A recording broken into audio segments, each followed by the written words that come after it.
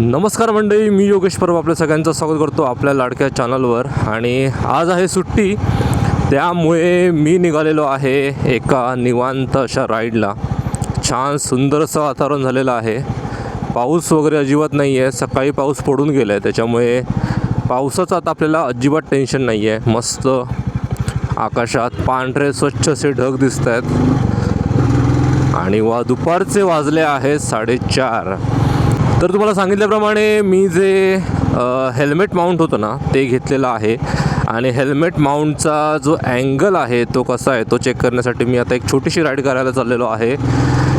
जाणार आहे नरडवे मार्गे. तिथे एक तलाव आहे जो निसर्ग निर्मित असा तलाव आहे आणि सुंदर असं वातावरण असतं इथे. खूप निवांत शांत. जेव्हा पाऊस असतो ना तेव्हा तर जबरदस्त वातावरण असतं. तर आपण तिथे जाणार आहोत. पहिला मोठो व्लॉग आपला शूट झालेला आहे आणि आपल्या बऱ्याच मित्रांनी मला काही सजेशन्स दिले. ते सजेशन्स डोक्यात ठेवून आजचा मोठो व्लॉग शूट करण्याचा मी प्रयत्न करणार आहे. तर चला सुरुवात करूया. तुमच्या सगळ्यांचं स्वागत आहे योगेश परब व्लॉग्स या यूट्यूब चॅनलवर. मंडळी, आज आहे दसरा. तुम्हा सर्वांना दसऱ्याच्या हार्दिक शुभेच्छा. दसऱ्यानिमित्ताने आईने कोणत्या रेसिपीज केल्या आहेत त्या सर्व रेसिपीज आपण योगेश परब रेसिपीज या चॅनलवर अपलोड करणार आहोत. आणि योगेश परब ब्लॉग्स यावर फक्त व्लॉग्स आपल्याला बघायला मिळतील. सकाळी उठून आपण आपल्या बुलेटची पूजा केलेली आहे. बुलेटची पूजा केली आणि माझी एक ग्लॅमर आहे 2011ची. सगळ्यात माझी पहिली बाईक. अतिशय व्यवस्थित आणि मनापासून मी जपून ठेवलेली आहे. तिची पण पूजा केली आहे. त्या ग्लॅमरवर पण आपल्याला एक मोठं ब्लॉग शूट करायचा आहे, कारण त्या ग्लॅमरवर पण बऱ्याच साऱ्या आठवणी आहेत. कारण एक आपल्या आयुष्यातली जी पहिली गोष्ट असते ना ती नेहमीच स्पेशल असते आणि माझ्यासाठी ती ग्लॅमर कायमच स्पेशल राहणार आहे. आणि तिला अगदी मी व्यवस्थित जपून ठेवलं आहे. छान तिची आज पूजा केली. त्याच्यावर पण आपल्याला मोठं ब्लॉग करायचं आहे. नक्कीच आपण करू. आणि बुलेट तर आपली स्पेशल आहेच, त्यात काय वादच नाही आहे. सध्या आता आपण आलेलो आहोत मुरे डोंगरी या रस्त्यावर आणि आजूबाजूला बघा किती सुंदर असं वातावरण आहे.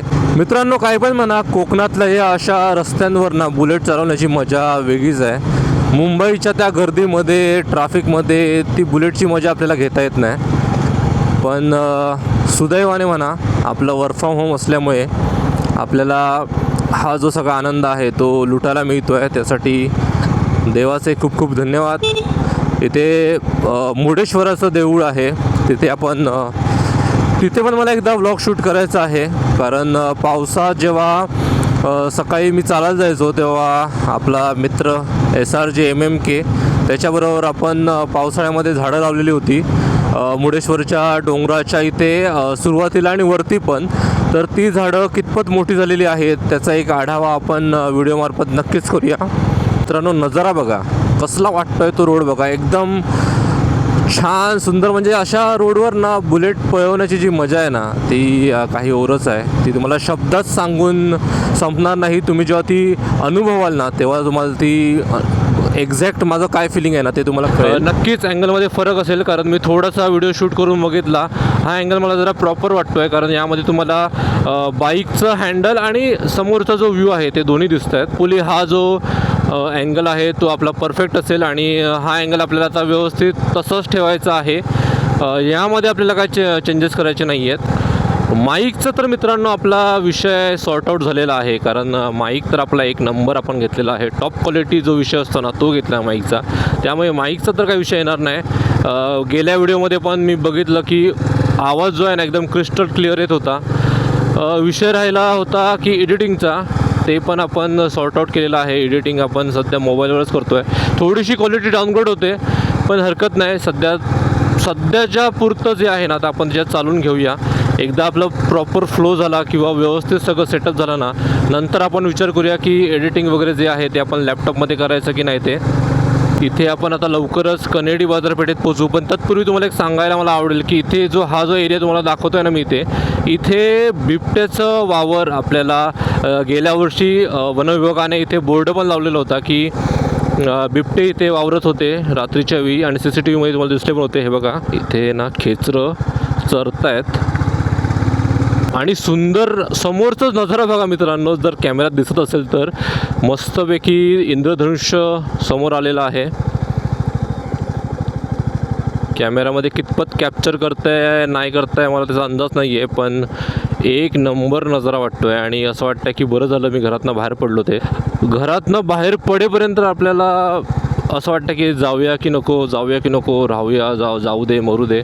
पण एकदा आपण घरातनं बाहेर पडलो ना की त्यानंतरची जी मजा असते ना, ती हे जे सरप्राईजेस असतात ना ते आपल्याला घरी राहून मिळणार नाही. कारण मी पण बऱ्याच दिवसानंतर हा इंद्रधनुष्य बघतो आहे. एक काम हे बघा, आपण आता पोहोचणार आहोत कनेडी बाजारपेठेमध्ये. आणि कनेडी बाजारपेठेमध्ये ना जो वडापाव मिळतो ना तो पण चांगला मिळतो. मी 1-2दा इथे ट्राय केलेला आहे वडापाव, एक नंबर चव असते याची. जर आपण येताना ह्या रस्त्याने आलो तर एकदा आपण नक्कीच ट्राय करूया. तर हे आहे कनेडी बाजारपेठ. आज दसरा असल्यामुळे प्रत्येकजण आपल्या घरी गावी असणार, कारण संध्याकाळी सोनं लुटायचा जो कार्यक्रम असतो तो प्रत्येक गावागावात साजरा केला जातो. त्यामुळे बाजारपेठ ही पूर्णपणे रिकामी दिसते आपल्याला. अजिबात बाजारपेठेत जास्त लोक नाही आहेत. मित्रांनो, ज्या तलावाकडे मी जातो आहे ना त्या तलावासाठी रस्ता पण तुम्ही बघून घ्या. कनेडी बाजारपेठेतनं तुम्ही आलात ना की बघा डाव्या बाजूला आपल्याला वळायचं आहे आणि ह्या रस्त्याने ना सरळ आपल्याला जायचं आहे. मित्रांनो हे बघा, हरकुळ खुर्द 7 किलोमीटर, भिरवंडे 2 किलोमीटर. आणि इथे आहे ना हे आहे गणेश मंदिर. एकदम छान असं संगमरवरी दगडामध्ये बनवलेलं गणपतीचं मंदिर आहे. कोकणातल्या ना अशा रस्त्यांवर गाडी चालवायला जी काही मजा येते ना, कारण इथे तुमच्याशिवाय सहसा कोण नसतं. आजूबाजूला छान हिरवळ, असे वळणावळणाचे रस्ते जिथे तुमच्या ज्या बाईक चालवण्याच्या स्किल आहेत ना त्याचा पण उपयोग होतो. त्यासाठी तुम्हाला मी लँडमार्क सांगतो आहे बघा. इथे विद्या मंदिर हळकुळ खुर्दचं आहे. नंतर देव चव्हाटा आहे. इथून आपल्याला ना उजव्या बाजूला वळायचं आहे. हा बघा, हा जो रस्ता आहे ना छोटासा तो त्या तलावापर्यंत जातो. उजव्या बाजूला आलात की तुम्हाला हे बघा हा नजारा आहे ना तो बघायला मिळेल. इथे आपण आपली बुलेट लावूया.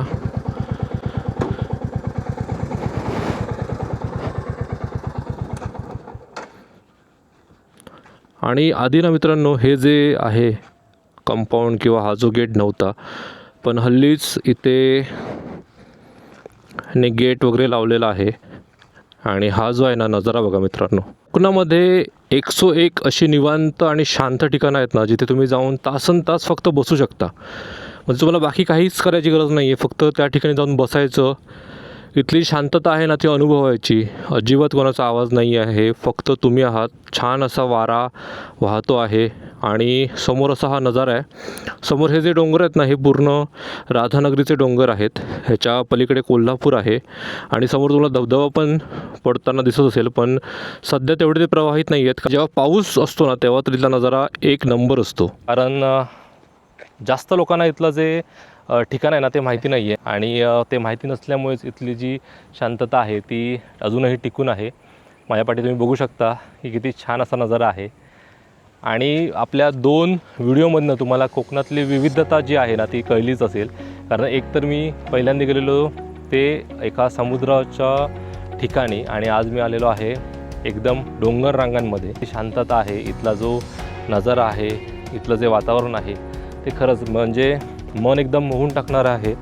आणि जो काय तुमचा स्ट्रेस असेल किंवा जे काही तुमच्या डोक्यात तणाव असतील, विचार असतील, ते सगळे अशा ठिकाणी आल्यानंतर ना निघून जातात.